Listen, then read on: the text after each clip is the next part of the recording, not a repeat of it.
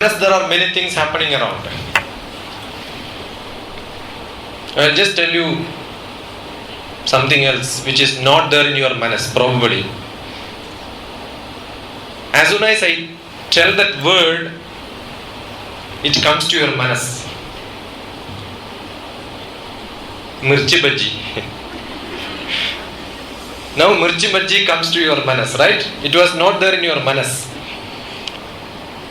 The time the word mirchi bhaji comes from my mouth, automatically that gets into your ears, and then that word is transferred to the manas and it's searched there. In the RAM it is not there and therefore it says it's not there in my manas. Automatically it sends the message to your hard disk backup archival, and then downloads the mirchi bhaji and then keeps it in the manas. Automatically the next indriya starts functioning. The taste will be there, the smell will be there, the shape is there. It automatically happens because already these inputs from the panchendriya filled your manas earlier. And constantly when you are using, it will be in the software form, in the virtual memory, it is in the RAM. If you are not using it quite often, it will get offloaded to the archival media and it goes to the hard disk. Only when some word comes through, or if you just see the picture, it's enough, the word will be there in you. See the picture, it starts matching and then seeing, oh, this means this. Do you like pizza? You like pizza? Pizza you know, right? No? Yeah. Cutlet? Cutlet you know. Laddu? Yeah, fine. Idli? Okay. The time I say these words, the shape is there in front of you. And you also know the taste. Cutlet, samosa, sapasu. Yeah, you started asking what is that? There is nothing like that. Okay. I just said a word. Why? Because, why did you ask what is that? Because there is no image with you, no taste with you. You have never seen that. You have never heard about it. Therefore, it is neither in your manas nor in your buddhi. And you start asking what is that? That's it. So if it is there in your manas, you don't have to think.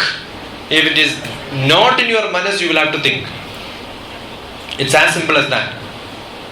Therefore, it's a software which is not in your control but controlled by indriyas. Controlled by indriyas every time. And why do you want to control it? A creative person should not control his manas.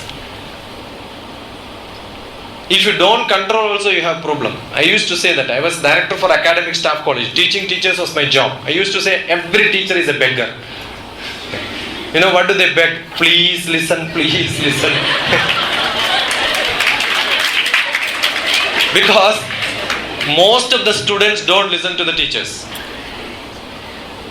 I'm a psychotherapist. Many students come to me with a problem that, sir, I'm not able to concentrate. It's a big problem. How many of you have this problem, not able to concentrate? All of us have, right? No? Wonderful. That means your mind is working. If it's not working, you will have no problem in concentrating. You don't know where you are concentrating. That's all what will happen. But I am sure you have not having this problem. You don't have this concentration problem at all. You are pretending that you have this problem. You know why? You go to a cinema theater. Have you seen anybody saying, I am not able to concentrate what's happening?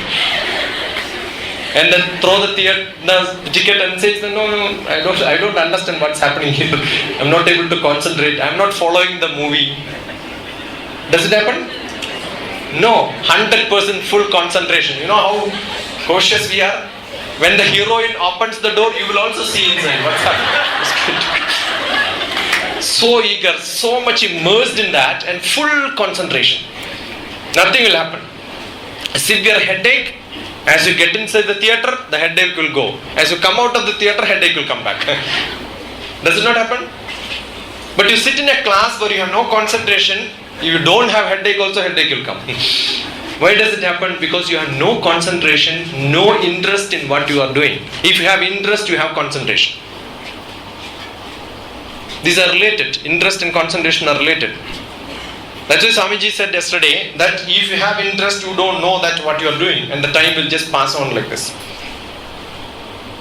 You know, in a movie, nearly 100 frames per second into 60 in a minute, 60 into 100, 6,000 frames, into 60 in an hour, 36,000 frames, multiplied by 3 hours or 2.5 hours. It's more than lakhs and lakhs of frames are coming. You show one frame somewhere on a poster, you will know this belongs to this movie, right?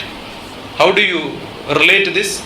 Lakhs of frames in front of you, lakhs of images in front of you in 2 hours, and you are able to by heart all of them. Only 300-page textbook, you will not be able to by heart any pages. If you open some page and see which book is which book is this? Why? Because it's not thrilling. Your teachers are not Aishwarya Rai or what is that? Salman Khan? No. Yeah, Amitabh Bachchan. It's not attractive to you. When you open the book, do you feel, oh, what's going to come in the next page? I'm thrilling. Let anything come. Who cares this? You don't have that thrill of reading. You don't have the thrill of understanding. That's why I have got 30 points to students and 20 points to parents. Look at my blog. 30 points to students and 20 points to parents and teachers. That's a way to learn. The best way to learn is that. 30 points to students will tell you how do you make your learning not with buddhi but with manas. I'm not talking from air. I've gone to many schools, institutions and worked with the students to know how much they concentrate in their examination and studies. Now there are students, brilliant students, wonderful students. They all get out of 160, 70, 80 marks, 80 percentage. Very good students. As soon as the exam is over, I take them to a coffee shop, give them sufficient chocolates or cool drinks or whatever they want, take them back to the exam hall, give the same question paper and ask them to write. They fail in the exams. You know why? They just learn the subject. I don't use the word by heart. It's being used in the wrong sense. By heart, when you say, we say that people have to by heart. By heart means, their heart means manas. That means you must understand well and keep that subject inside your manas. But it's wrongly used. It's not by heart. Many people say don't by heart it. Actually you heard by heart. What you should know is don't by brain it. There is no word called by brain, but I am using it. Okay? Many people keep the knowledge in the brain but not in the heart. When you keep any knowledge with the feeling, that becomes yours. If you don't keep it with the feeling, you are just learning it for writing an exam, and your brain is much more brilliant than you. You know that you are going to learn it just to write the exam, and after that you don't require it. When you do that, your brain will only keep it in the temporary memory for that purpose. As soon as the exam is there, over, it just cleans up the brain because it needs some more things to keep. This happens. Unknowingly it happens. But you tell your brain that I need it for long, then you will keep it for long. And who has to tell the brain that I need it more? It's the manas. The feelings have to tell. So sometimes the brain is being managed by the manas. It's not that manas you have to manage. But if you don't manage the manas, it's like a flying kite. The manas will start flying wherever it likes, but it needs to be controlled with a thread. Otherwise it will not fly top. Sometimes it falls down. Okay, so it's necessary to control the kite, but never keep it closed. Allow it to fly as long as it can fly higher and higher. So mind is such where you are not supposed to control it, where you are supposed to control it sometime. Sometime you should have manas with you to tell what to be done, what not to be done to the brain, suggest. And most of the time we are happy or unhappy because of manas. Every feeling, every requirement, we are greedy. Sometimes greedy, sometimes requirement, sometimes desire, sometimes feeling. All these comes from the manas. And without this, we don't develop, we don't learn anything, we don't acquire anything. Therefore, it has to work. You should never control your manas. Allow it to feel whatever it requires. Yeah, manas says that I need ice cream. Wonderful. It's a requirement which comes, desire comes from the manas. You know what happens? Then the buddhi says, no. Last week you ate ice cream and then you had sore throat. Don't. And you know what ice cream? Ice cream is highly non-vegetarian. You should only look for the green labeled vegetable ice cream, and it's cost too much. Or maybe two of your friends are going together and then you have a feeling that I should have ice cream. Then you will tell your friend, no, your bus is coming, please go. Because if she goes only, you can have ice cream. Otherwise you have to pay for them also. The manas only will say, I want ice cream, but the buddhi will say, not now, after some time. Let her go, then we will have. The buddhi will say, ice cream is not good. The water used for preparing this ice cream, no, it's not in a good hygiene condition, so don't take. Who says this? Manas doesn't know this hygiene, non-hygiene and all that. Manas only knows I want. And buddhi says, no. And therefore, all the time you have a conflict between the manas and the buddhi, and therefore we are unhappy. Their happiness and unhappiness depends on the buddhi and the manas, whether they agree or don't agree. Somebody met with an accident and first feeling is that I have to go and see him. Manas will say, go and see him. And the buddhi will say, why? Don't spend your money for auto rickshaw today. You treat tomorrow. Anyway, he will come back. After that, no, you can meet him. What is the guarantee he will come back? He may become Krishna Rama Govinda there itself. You know. I see you, he will say, bye. I see you. That's where the people are going, bye. So you have no guarantee that he is going to come back, and the next moment onwards the pain starts inside. Oh, I should have gone. Who tells you that, oh, I should have gone? It's neither the manas nor the buddhi. Or you don't eat ice cream, at night you will see nice dreams of ice cream and starts chewing up. Who is making you to dream this? It's neither the manas nor the buddhi, it's the Atma. And the another portion comes, which is Atma, who is like a judge. He will not interfere in everyday activity, but he will tell you, you should not do it. That's all the court does, like this only, right? No, the judge will say, after the incident happens, the judge will say, you should not have done it. He will say, you should have done it. It's like Atma is like a judge. After commitment only, he will say, you should not have done it. And that's why we are unhappy most of the time. It will not tell you anything. Whether it will support whether your need or not, no, both it will not do. Anything happens to you, the first instance of feelings comes from manas. Buddhi has no feeling. And the buddhi will say, no, this is not the time to show your feelings. Who says this? You become more practical, more sophisticated. The manas is just accidental, instantaneous, natural. It has no sophistication. It never learns.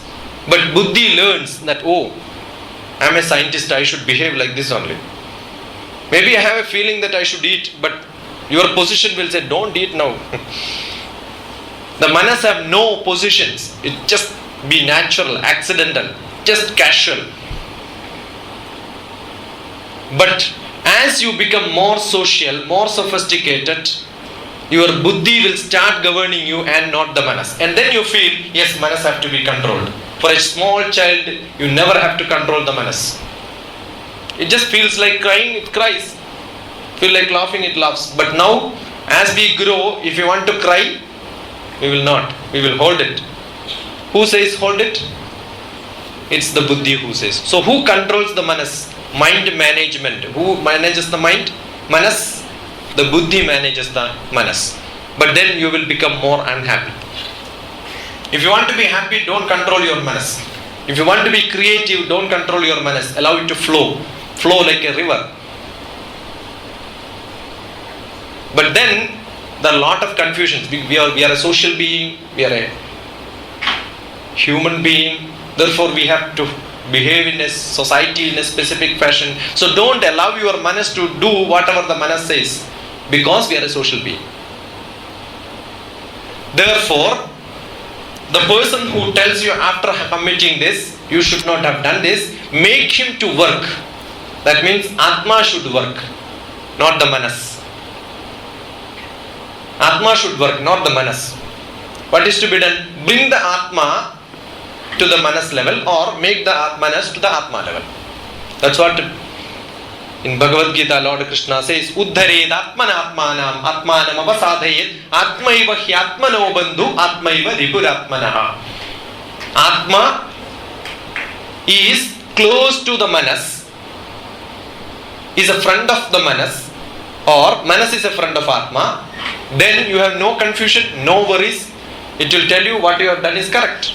Assume it's not your friend, it's your enemy. Whatever you do, the Atma will say you have not done correct. So the best way to justify, countersign whatever the Manas does, take this Atma to the Manas level or Manas to the Atma level, whichever is higher or lower. Nobody knows which is higher and which is lower. And this Atma have no desire. That's the biggest problem. Hridaya Guharamadye Kevalam Brahma Matram. Inside of your Hridayam there is only Brahman. It have no desire. Only desire comes because of the external Indriyas which keeps you always active with the desires. And desire comes from Manas, but Manas will never get satisfied because nothing can get into your Manas.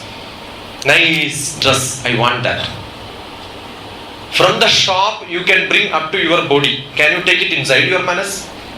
It doesn't go inside your Manas. But from that far, when it reaches closer to your body, you get satisfied. Yes. But are you seeing it? You are not seeing it. You have to only look at the mirror and then see that. So actually, traditionally it says, whatever you like, you give it to somebody else so that you can keep on seeing it. Right now? So when you wear, you don't see that all the time. So what is to be done? The closest friend who is with you, you should allow them to wear that so that you can see all the time. Because seeing is what is your desire, right? Can you imagine, if you look at like this, all the desire will be controlled by saying, it is not me who wants this, it is not me inside me, that is the Atma who wants this, it's only the Manas who wants this, and Manas cannot get anything, it can only see or listen or smell or taste or touch, nothing more than that. And it does not reach inside your Manas. So you will start controlling your Manas. That's the best way to control your Manas. And the Manas is like a mirror. Manam darpana samanam, Shankara says. Manas is like a mirror. It have no impressions. Mirror have no impressions. It's not like a picture which is drawn. When you go and stand in front of that, it will be there. When you see only, it will have in the Manas. When I say mirchi bhaji is there. When I say cutlet is there. If I don't say that, it is not there in your Manas. So what you are seeing, what you are feeling, what you are hearing, what you are smelling is there in your Manas and not anything else. Therefore, if your Manas is very clean, you have a clean image. Your Manas have to be very clean so that whatever is in front of you, you can enjoy. Once it goes from you, you will detach yourself. Now from me, all this audience in front of me, nothing else. Assume while giving lecture, if I start thinking about my wife, wife is very beautiful. My wife is really very beautiful. Yeah. I left her at home and came. No, I'm no full tension now.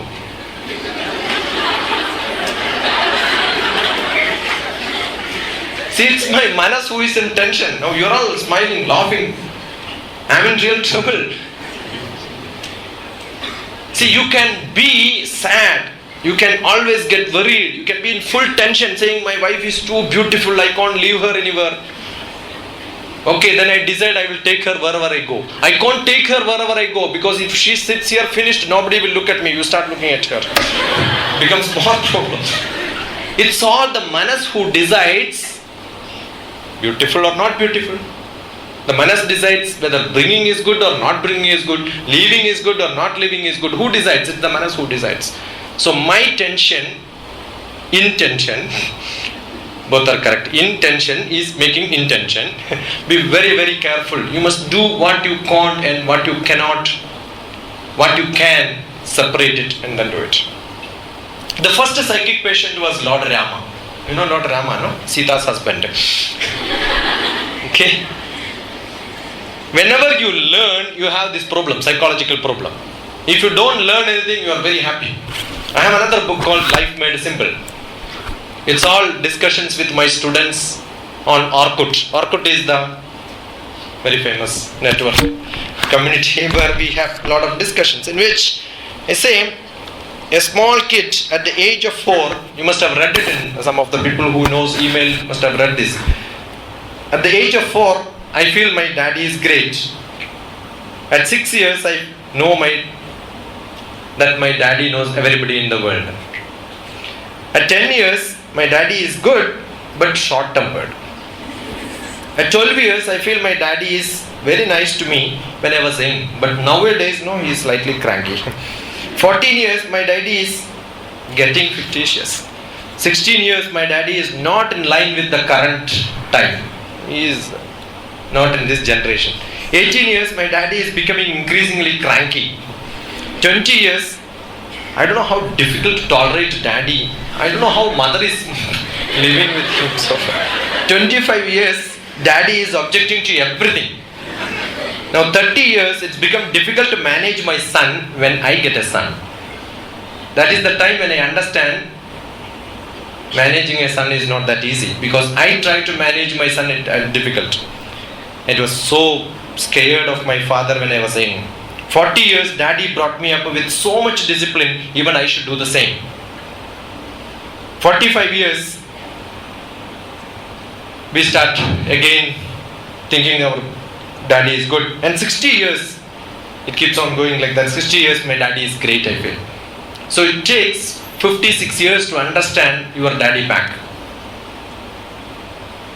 The same problem, why did I say this? The same problem Rama also had. He had a lot of respect to his father in the childhood, but he finished his education, came back at the age of 13. He says, my daddy have no knowledge. He don't know how to rule this country. I know much better.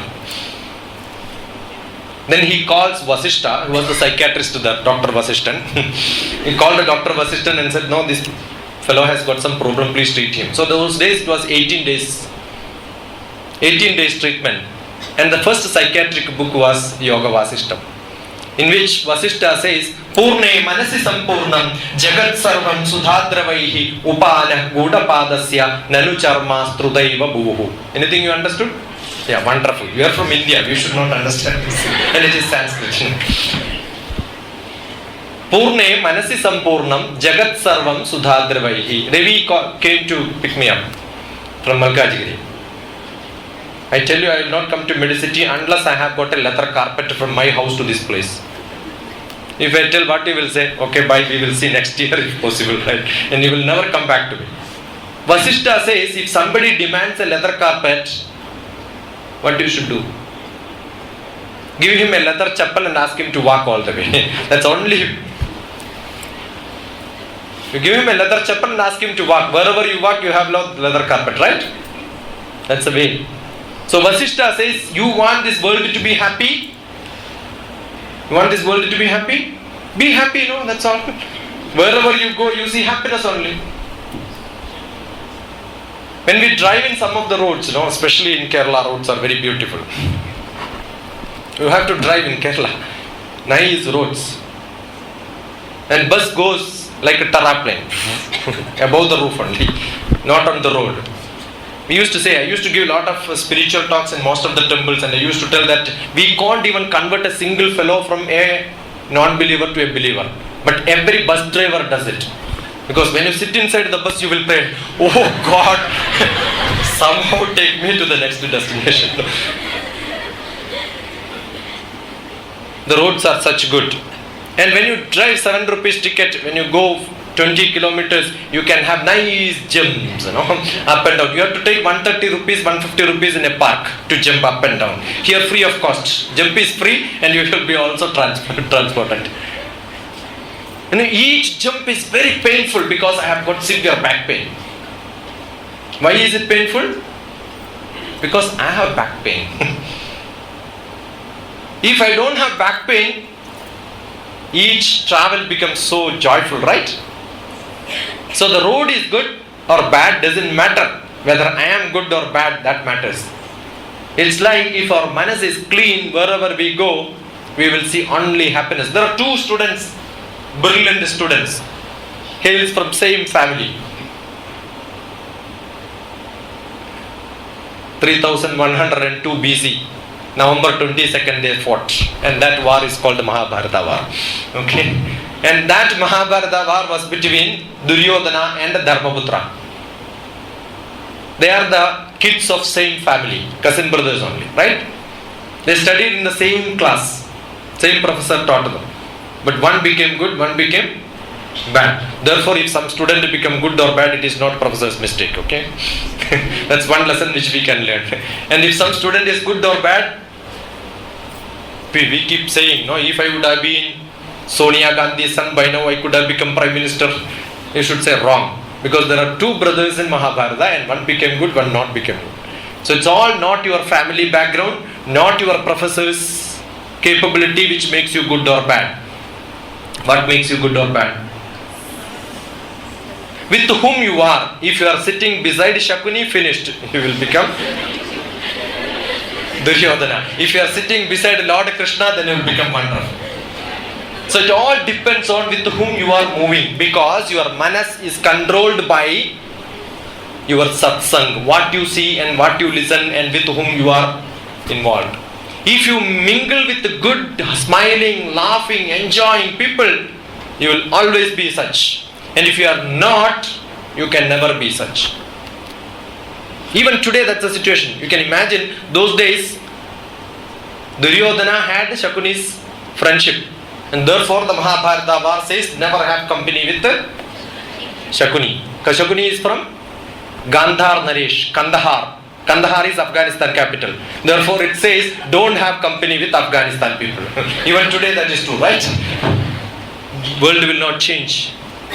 Traditionally it is so, even today it is so. 5114 years over. But today still it is like that.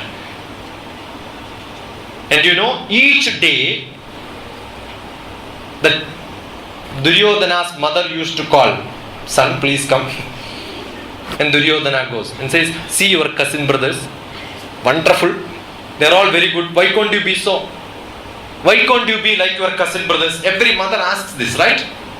You know why Duryodhana becomes like that? Because Duryodhana's father was blind. Most of the fathers are blind. And only some mothers will open their eyes. Instead of that, the mother closed their eye. Finished. If mother joins with a blind husband, then the kids will become bad. That's the moral of the story. And this Duryodhana was called every day, and Gandhari says, why can't you be a good boy? He says, Janami dharmam. Mother, I know what is dharmam. Janami adharmam. I know what is adharmam. Janami dharmam nachame pravritti. But I am not able to do the dharma. Janami adharmam. I know what is adharmam. Nachame nivritti. I am not able to stop doing it also. I know what is good. I know what is bad. I am not able to stop doing what is bad. I am not able to do what is good also. Janami dharmam nachame pravritti. Janamya dharmam nachame nivritti. Why? Kena abhi kamena hrudistidena yadha niyuktosi tatha karomi. As my hridayam says, my manas says, you do it, I keep on doing it. If you don't control your mind, this is what will happen. And why he is being driven in that route is because he always have a company of a bad person. So your manas accepts things, what you see, what you hear, what you listen, what you smell, what you touch, what you taste. And that's what you have. Somebody has a bad taste of eating something, good taste of eating something. Why? He tasted that. If you don't taste that, you don't know what is good and bad. You know good words and bad words. Dog is a good word or bad word? It's a good word, right? No? Dog is not bad. Sun is not bad. But when you get angry, you mix these together and use it. That is bad. See, this mixing happens because your badness inside. No word is good or bad. No people are good or bad. Amandram aksharam nasti, nasti moolam anaushadam, ayogya purusho nasti, yojagaha tatra durlabaha. That's the best management class. Amandram aksharam nasti. There is no letter which is not used in a mantra or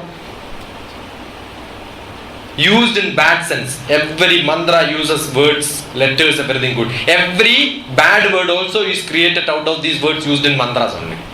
The way you are using it matters, and how do you use it, it depends on your manas. And when your manas get excited, the buddhi will not work. That's why when people scold you, say 100 times I told you. No, you did not tell 100 times. No, you told only 2 times. Why 2 and 100? 2 and 100 is not only to the buddhi. Buddhi will not work when you get angry.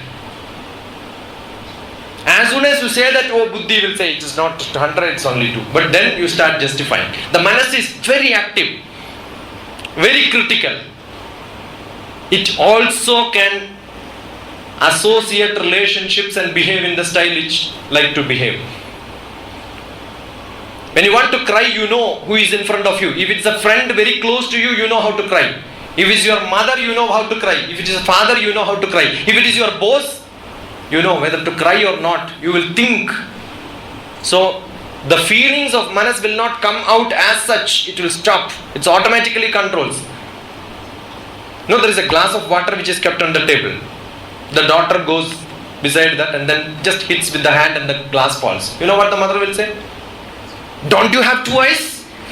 Start scolding. That's a chance given to the mother, no? To get, and continues the whole day if there is no other job.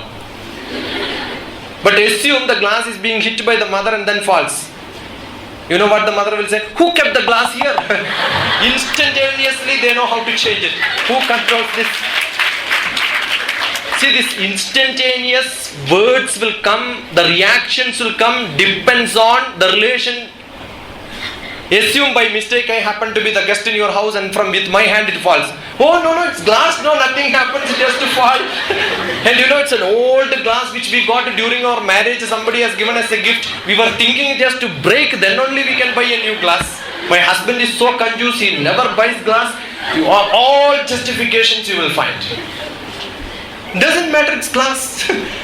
Once it breaks, it only makes some sound. Wonderful, no? During Diwali also make sound and then start enjoying the sound. Why can't we enjoy? But if the mother does it, if the daughter does it, son does it, husband does it, finished. Husband. Husband is husband. No? And for every husband, wife is very invited forever.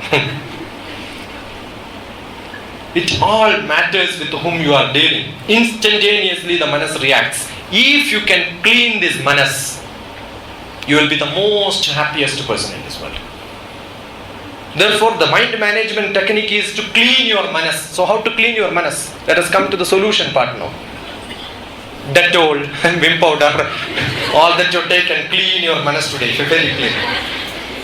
I got a poetry in which the mind cleaning mechanism. And you know what happens? Most of the people, they start cleaning their manas, it becomes full of scratch. Very difficult to clean your manas. The only way to clean your manas is, because manas is filled with all the input-output devices, what I said is Panjendriyas.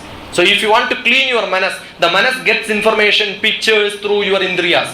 So you can't clean the manas, but you can always clean your indriyas. So use eye drops. Clean your ears, clean your nose perfectly well. Is it possible? Yes. Each word which comes from the manas. So if word has to be clean, the manas have to be clean. Vak, mana. Vak comes from mana. Vak, mana. Chakshu, srotra, grana. Jihvaredo buddhyagriti sankalpameshudyanda.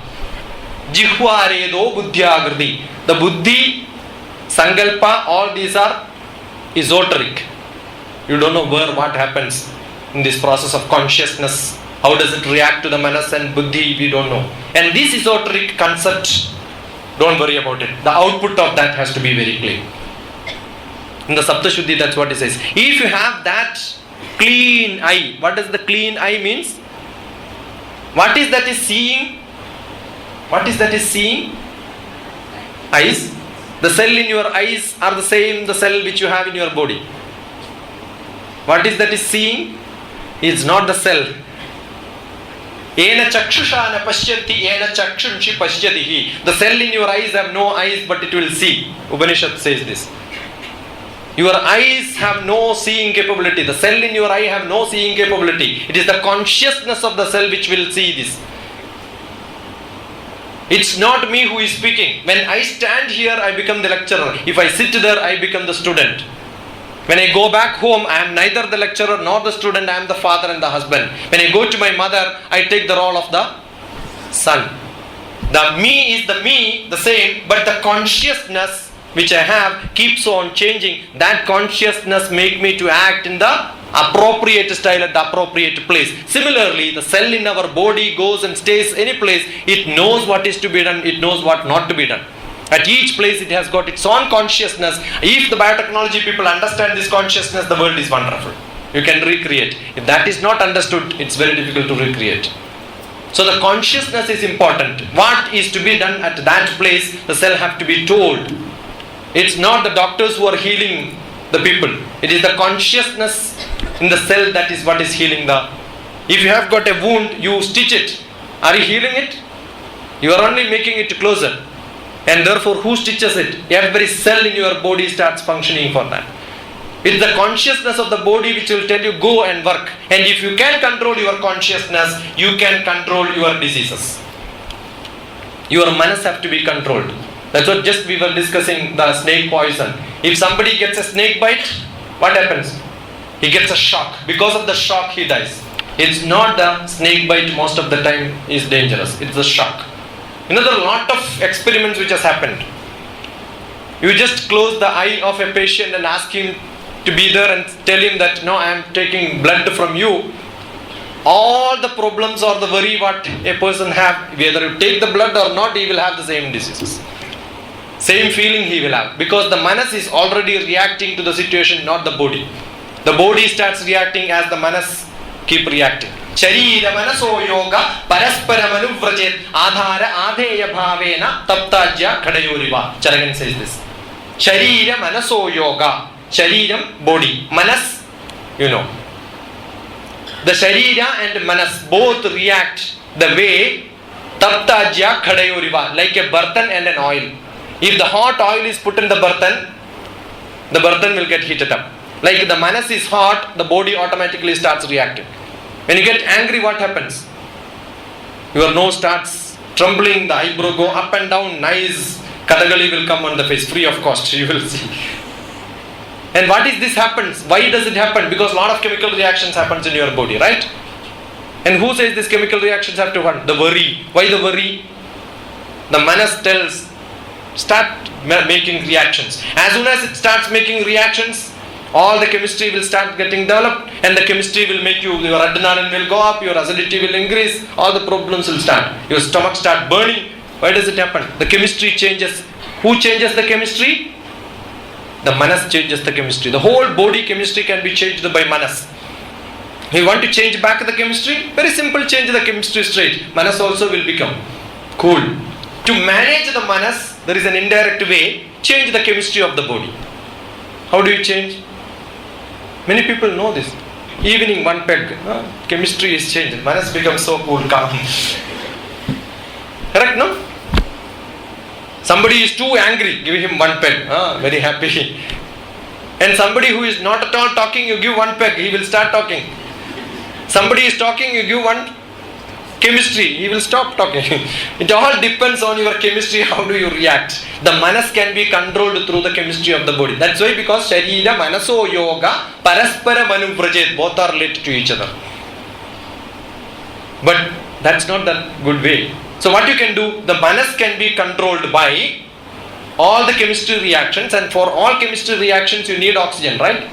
Therefore you can control your manas through the input of airflow, and that is what we prescribe generally as pranayama.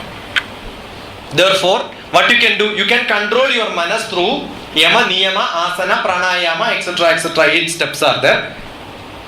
And one of the most beautiful step is through the pranayama. Good breathing techniques, because as you get angry, as you get tension, as you have problem, automatically your breathing rate will change. When you are in hurry, when you are in worry, when you eat more curry, your breathing rate will change. Normally you breathe only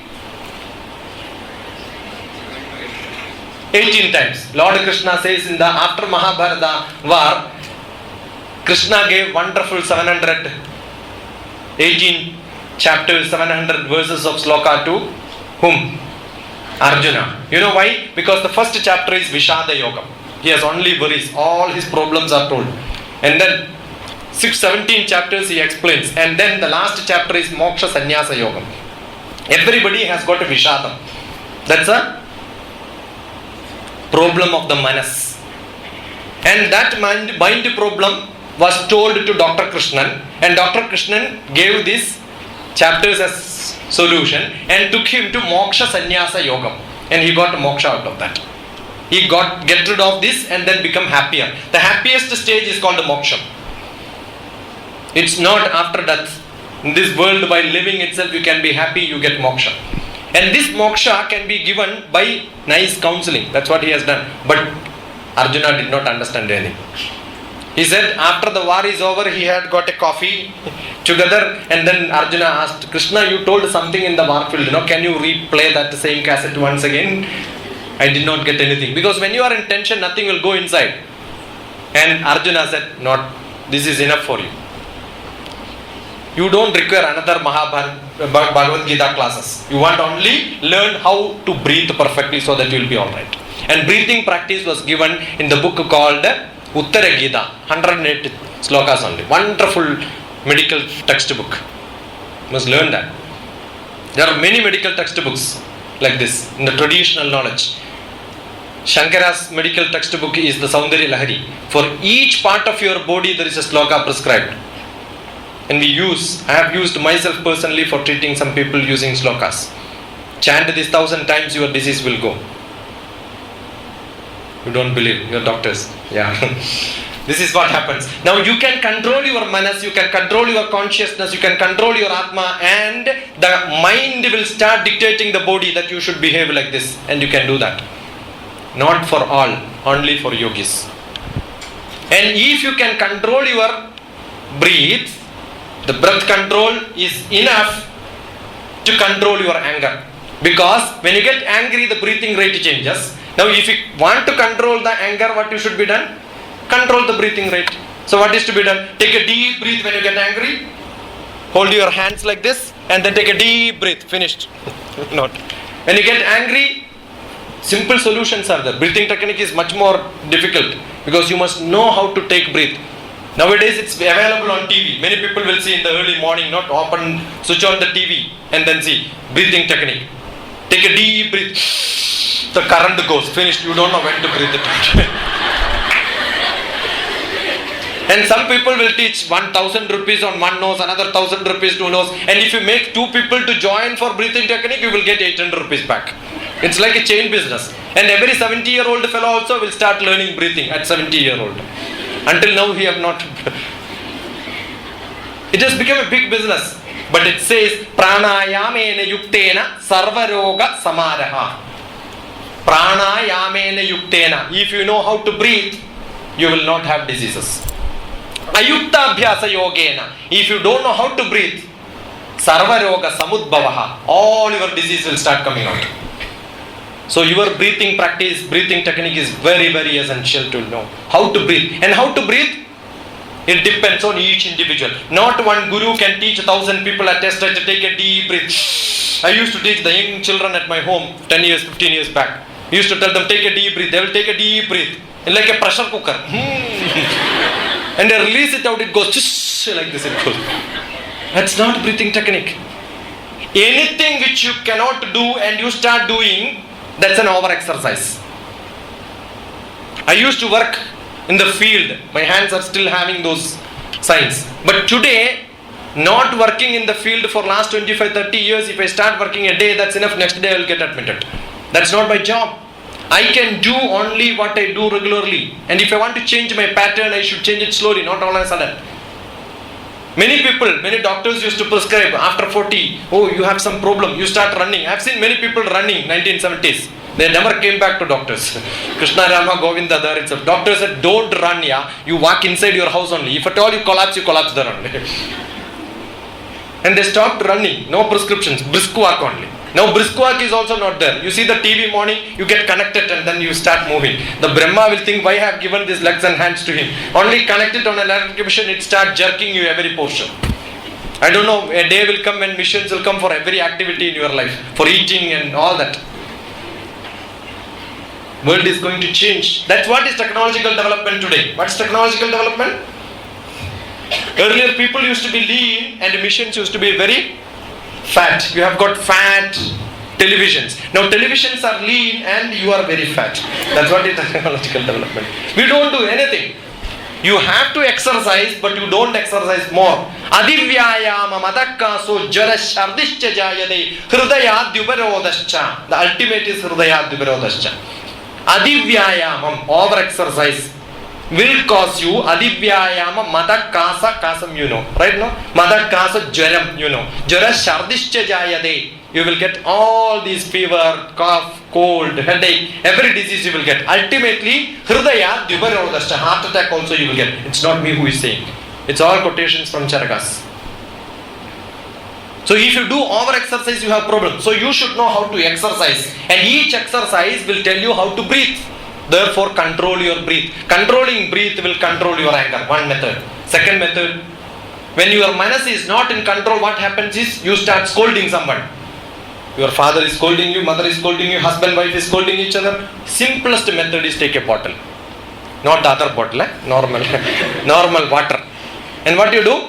Drink this. To scold you need energy. To listen I need energy. Let us finish this and then scold. Assume after one bottle again you like to scold, give one more bottle. Keep on giving sufficient water if there is sufficient water. If there is no water, I will have some other solution for it, don't worry. Now once you finish drinking 3-4 liters of water, both will go for, correct, no? Clean it up there, flush it well and say no problem. What do you say? Please repeat once. Repeat it once. Not enough. Louder. No problem. Either you can say before this drinking or after this drinking. Whatever happens at any moment, keep saying no problem. Say no problem. Say no problem. That is the easiest way to control your manas. Whatever happens, you say no problem. That's what is being simple. Today onwards, decide whatever happens, you will say no problem. The water falls, no problem. Correct, no? Now assume you are driving a scooter, you hit somebody, you say no problem. They will hit you back, you say no problem. Correct, no? Very simple. Now madam goes because she is in problem, she may miss the bus. Now what you should say, when you miss a bus, say no problem. Because when you miss a bus, you listen very carefully. When you miss a bus, you have chance of getting into many buses. Yes or no? When you get into a bus, you miss lot of buses. So which is good? When you miss a bus, you can get many buses. When you get into a bus, you miss many buses. Which is good? Missing bus is good. Never get married. Once you get married, you miss lot of chances. Have this philosophy. That's what you can do and you can enjoy life. Every moment you can enjoy in your world. Just be happy. That's the only way to be happy. Control your mind. Just be happy. When somebody scolds you, just smile. No? How does it matter? Doesn't matter. Don't listen. Don't take it into your heart. Just let it go here and there. It's not to you. You know, when Buddha goes for lectures, he was a revolutionist in the religious field. The Buddha started a new religion by himself. And during that time, many people used to scold him. He used to get stopped at moments, places and then start scolding him. He will say, please, I have a lecture. I will come back to you 20 minutes after. Please stand here. I will come back. Will anybody be able to scold somebody after 20 minutes? When you get angry, you must spontaneously, instantaneously break it out, right? If you can control it, nothing like that. Many people can't do that. That's the biggest problem. We are all good. We want to do so many activities. Always very active. Manas is always active. You can't stop it. You can't stop your manas. It is always active. The time your eyes are open, finished, manas becomes active. You look at the mirror and say that I should have more height, yeah, you should have been like Amitabh Bachchan, I should have been wonderful, should have like Salman Khan, I must be able to like Shah Rukh Khan. How does it matter? This is the product, try to enjoy this product, so beautiful.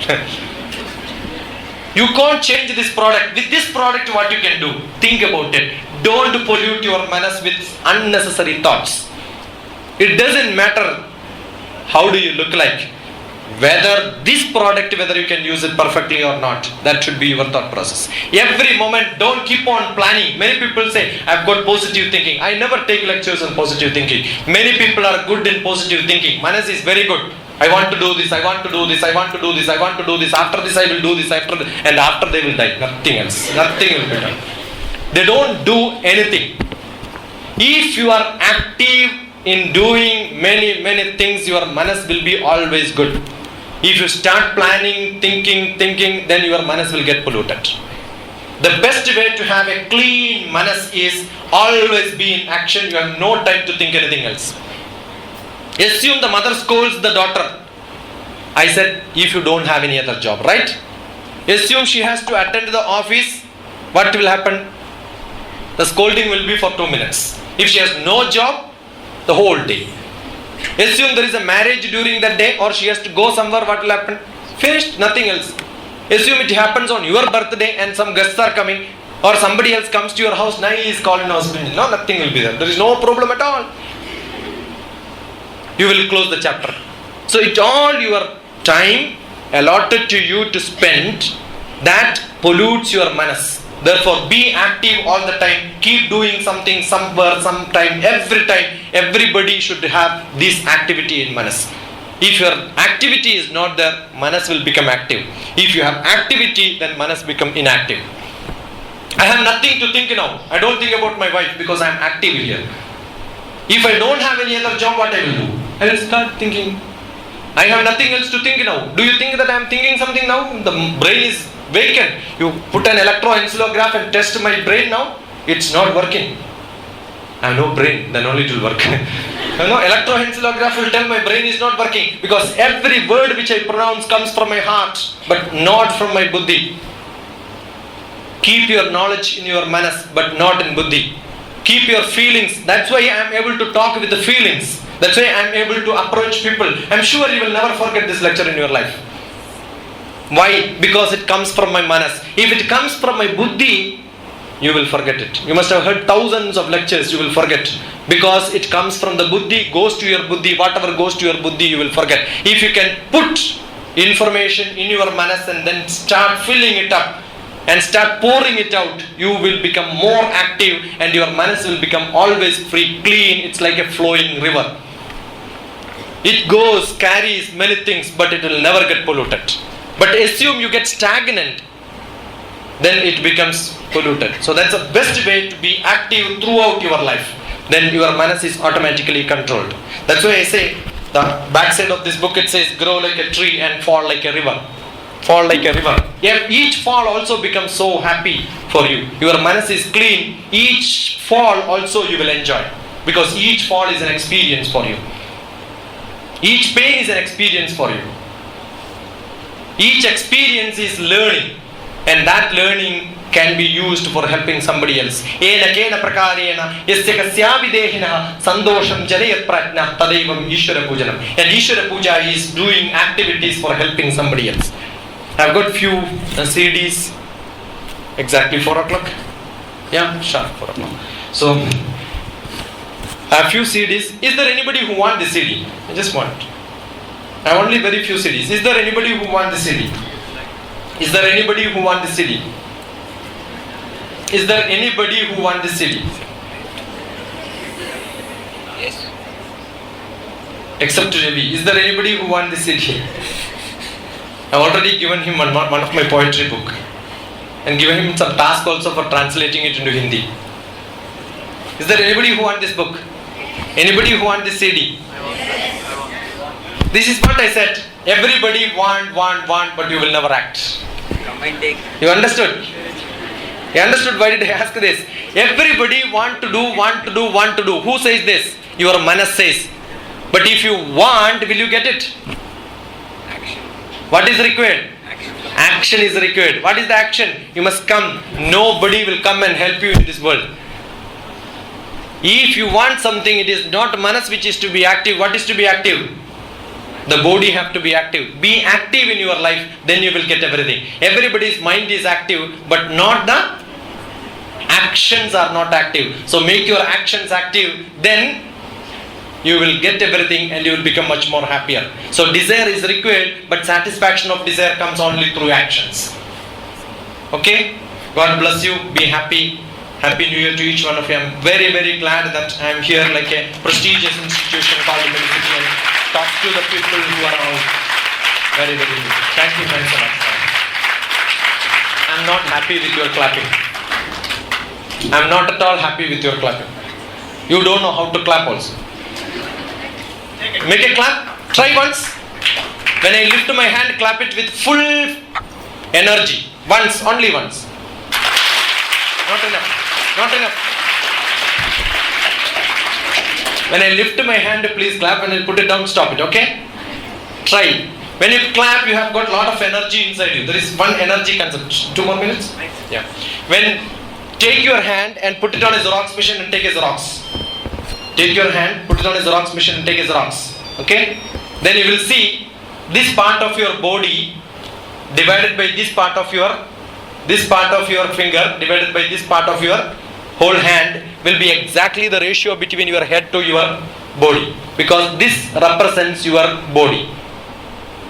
This is the head, these are your legs, these are your hands, this is your stomach, this is your heart, this is your neck, and therefore hand represents your body. In every language you have a good hand and a bad hand represents a good person and a bad person. Correct? And when you have headache, tension, you automatically do this. This is the God-given gift of rubbing your head. You can't rub your head, therefore you are rubbing it. Okay? You want more concentration? Use the Chin Mudra, which is Jnana Mudra, prescribed by Lord Krishna. Do this, and that's how you take milk from Upanishad as Gita. And take this. And if you have knee problem, just rub here. If somebody has got a crack on the knee, you don't have to even have an X-ray to know whether it's injured or not. You can just touch here and then see. It's called Nadi Shastra. I belong to a family where we do this. Okay? Now if you have got stomach problem, we can touch here and then heal by rubbing here. We can just rub here and then heal people on their heart problems. We do this. That's called acupressure. So when you do this, the whole body can be vibrated by clapping it together with close your eyes and have a feeling that the whole body is getting vibrated. You are vibrating your body by clapping. Just have a feel and then try this. Close your eyes and clap once with full vigor. Chat. Louder, louder, louder. Stop it. The clapping is also for if somebody is sleeping here, no? It's time, the class is over. Now you can actually there are many knowledge in our traditional Bharatiya Shastram which prescribes people not to see doctors. There are some jokes on doctors also. Vaidyaraja namastubhyam Yamaraja sahodara Vaidya haradume pranan. Doctor Dhananija. Vaidyaraja namastubhyam. Doctor, salutation to you. You are the brothers of Yama. Yamaraja sahodara. Yama haradume pranan. Yama will take the pranan out, but Vaidya will give a bill also.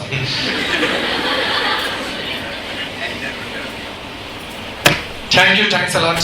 Enjoy. I've got few books if somebody wants. Dr. Reddy, I have lived all through my years, about 80 years old, that the soul is in my heart. But I hear at your hospital you transplant the hearts. So you want to know what happens to the soul. So it is always believed as if the soul lives in the heart, and which we know as scientists is not true. And similarly, in China, in spite of their population being much more than us, you know, the number of open heart surgeries done are far less than India. You know why? Because the Chinese believe, as he was telling, if you open the chest, the soul will go away. So they do not want open heart surgery to be done on them. But they will get an angioplasty and a stent done. So therefore they do 10 times more angioplasties and stents than the surgeries we do. Similarly, if you want to learn bypass surgery, they will come to us. But if you want to do an electrophysiological studies, which we can do without opening the heart through the catheters, then they do many more, because you don't have to open the heart. So therefore you can see some of these beliefs, how they persist in our, say, manasu or whatever it is. But it's very interesting when we know these things.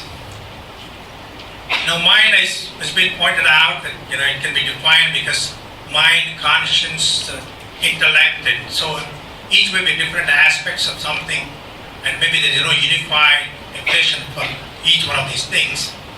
But all these things will die if there is no mind, if there is no brain. So we know you can be brain dead and can be alive. And only the time you can transplant a heart, take the heart and a kidney out of a body, is when you are brain dead, but you are still alive. So you can see with the heart you can be kept alive, but without a brain you don't exist. So that is the dilemma. So in future, if a brain is replaced, we don't know to whom the body belongs. So that remains an ethical question for the future. Now when it comes to thoughts, as long as a brain, as Shishkumar said, we will have many thoughts. And thoughts have a quantity and a quality. When you have quantity of thoughts, you have to focus. You have to select a few thoughts, and if you want to make a success, then you have to be very selective. So you have to minimize your thoughts or your wants, and you have to focus. I always say that sun is so brilliant, so powerful, he can illuminate the world, but he cannot cut anything. But on the other hand, you make a coherent, a laser beam which may have in a 1 billionth of energy can cut something. The reason is it is coherent, is unifrequent, and is focused. Therefore in your life you don't have to have the power and the brilliance of the sun, but you can still cut through this world for whatever you want if you can focus. So you have to limit your thoughts and focus on few things, and you will be able to achieve a success. But then there seems to be also conflict, as Kumar was pointing out, between our thoughts and whether we call manas or conscience. Sometimes we have thoughts which can be categorized as good or bad. As Kumar said, Duryodhana said, he even knows it, which is good and bad.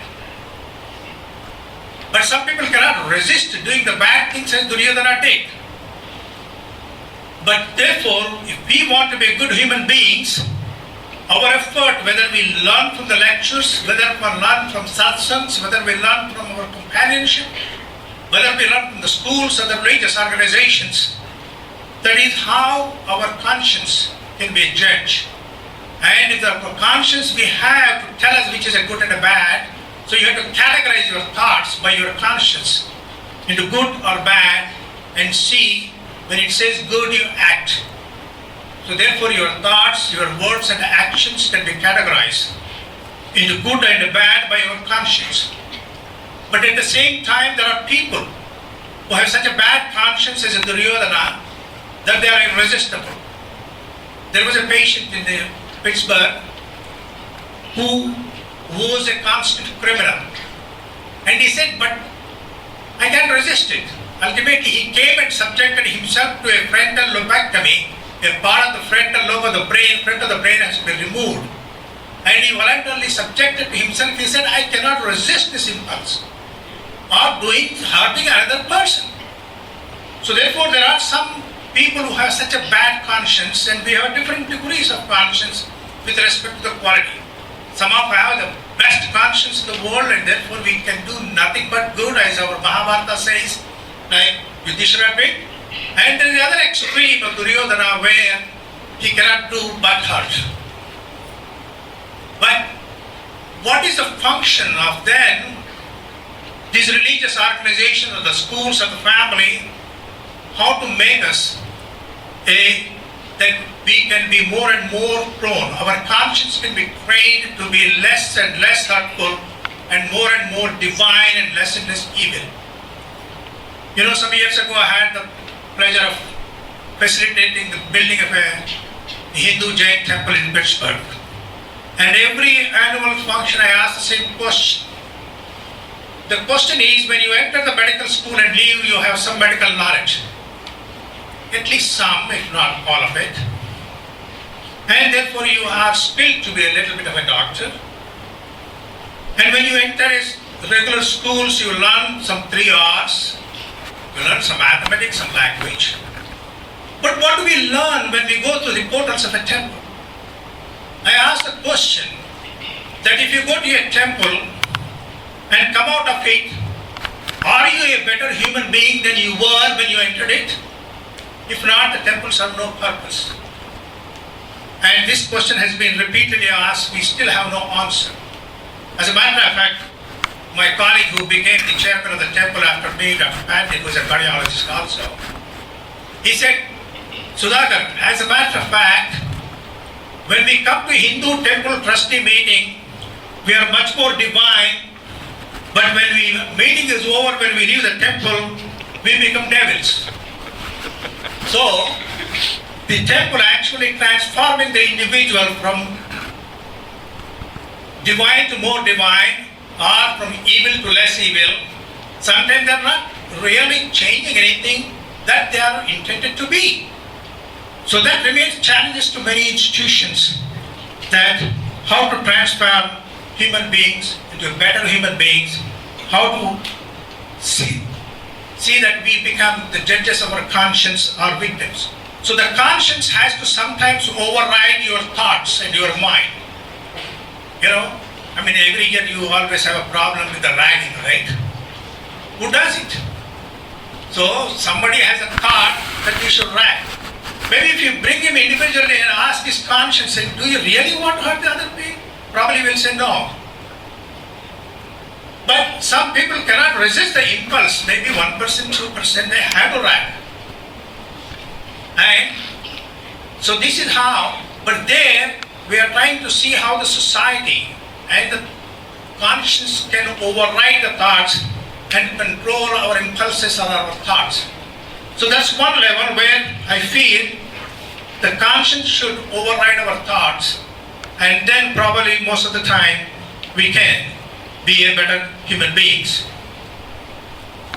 Then there is another issue of mind and psyche. Again, we don't know, there are different formats of something similar but still distinct. Now psyche is, again he said, Shashikumar said, it's an instant reaction from our previous experiences, knowledge, etc. Let's take a simple example that until recently, if we find somebody is a homosexual, immediately we got this bad reaction. We couldn't tolerate it. We couldn't believe somebody, there would be all sorts of whispering going on around. Okay? But how did we get over this psychic reaction that the moment you see somebody is a homosexual or a lesbian, that immediately evokes such a bad response, immediate psychological response? There's no time to think about it. It just automatically happens. But you sit down and think about it intellectually and say, why am I doing this one?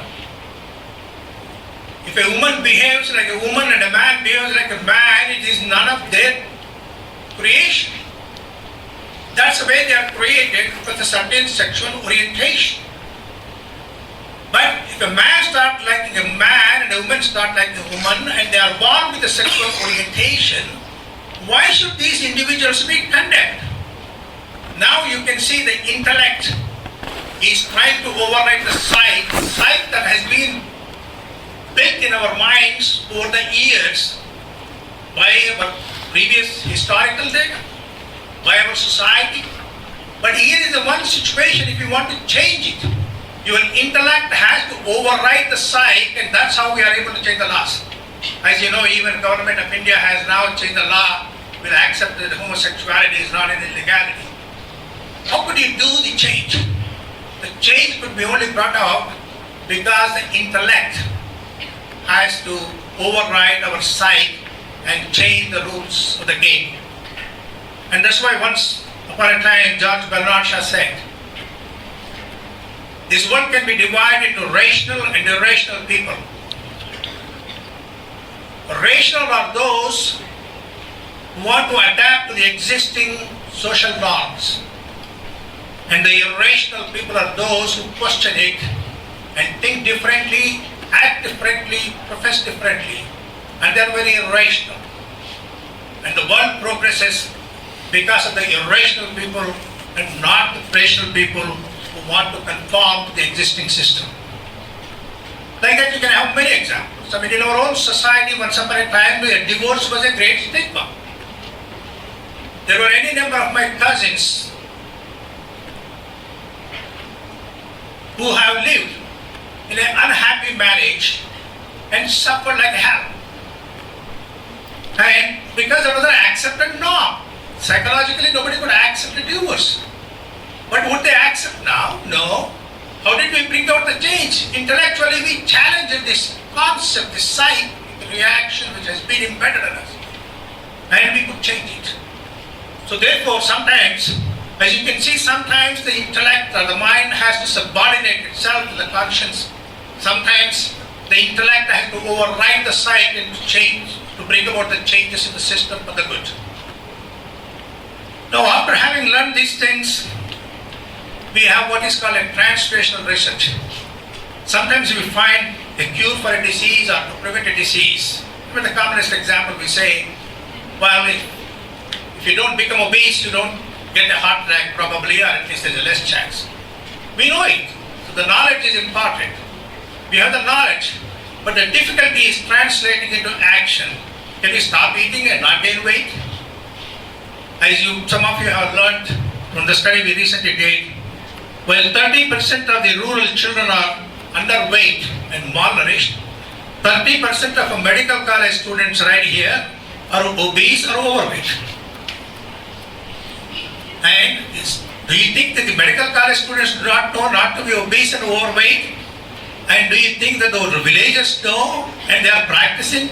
That has been imposed on them to be underweight, while you have the luxury of being obese and overweight. In spite of having the knowledge, you are not able to translate it to action to prevent it. So that always remains, it's not so much having a knowledge. The greatest challenge is how to translate the knowledge into action. And Dr. Sisikumar not only give you the knowledge, but he has given you some of the solutions how to solve those problems. For example, he said you can probably solve your worrying problem by doing a pranayama. It may be true, and there are some studies to that effect. But there are other people, they say, like, who pay so much money here and graduate from here, you would rather give a tranquilizer to the patient and solve the same problem. So we have changed the whole thing from one type of practice to another. I'm not saying that giving the tranquilizers is better than pranayama, but those are the choices. As a matter of fact, a few years ago, one yoga teacher asked me to address the gathering. So I didn't know what to say. And this was 5 o'clock in the morning, a yoga class going on. All these people from Jubilee Hills have come to this yoga center, the Indo-American Cancer Center, or Ad Life. And I told them, I really pity you guys. You have to get up 4 o'clock in the morning and come here 5 o'clock and do yoga. I admire you. And it's a great thing. If you do it properly, you won't get the blood pressure. But you have to constantly do this one every day at 5 o'clock in the morning. Or don't do it and get the blood pressure. Come back to me, I'll give you a pill and that's all you have to do. Get the blood pressure and take my pill, your blood pressure will be controlled. You have the choices. And otherwise, most of us will be jobless. If all of them do this pranayam and yoga, where will we be? I mean, some of you who have got even a seats in management quota, you will be permanently indebted. So therefore, there is this question that translational research, how do you translate some of our knowledge into actions? And he also said that you determine whether you are happy or unhappy. As a matter of fact, one day I asked one of my lady cardiology fellow to present a case. She was very nervous and she said, Dr. I don't want to present it because the so-and-so information is missing or so-and-so information. I said, nothing happens, present it. She said, no, I will get very aggravated when they ask me all these questions. I said, listen, they can only try to aggravate you, but it's your decision whether you want to get aggravated or not. So therefore, if you take that attitude and present the case, nothing will happen. They can ask any number of questions. You tell them, I don't have the information. So that the matter ends. So sometimes to that type of control to have on your own personality, as Dr. Sisikumar said, depends on you to be happy and to be aggravated or not to be aggravated. The last thing I want to tell you is, some 25 years ago, before Srinagar became so restless, I brought a large coterie of American and European doctors for a conference on auscultation and heart sounds and stethoscope. And these were the best in the world. But I had several problems, from accommodation to flying back. But every time anybody asked, these travel agents, etc., will say, what's happening? There's no problem. So when I went back to the United States, when they found out how many problems I really had, so they gave me a little shirt which said, no problem. So the great assessment of Indians is that we take problems as a no problem. Compared to the Americans and the Europeans, that is our greatest asset and greatest virtue. That we have much more shock absorbers because of the problems we live through day in and day out. That we have no problem attitude much more ingrained in us than in any other society. Therefore, you can see that when the Indian physicians come to the United States, they can take the stress, and very few people need a psychological help. But the American doctors, born, brought up and trained, when they come to a university training program, we always have in the background, psychological help is available to you. Because they break down. Because they have not learned how to live through the problems and say no problem. But we have no such problem. That our shock absorbers are much stronger, much better than the Europeans, and that's why we have no problem to a great extent in spite of so many problems. Thank you very much.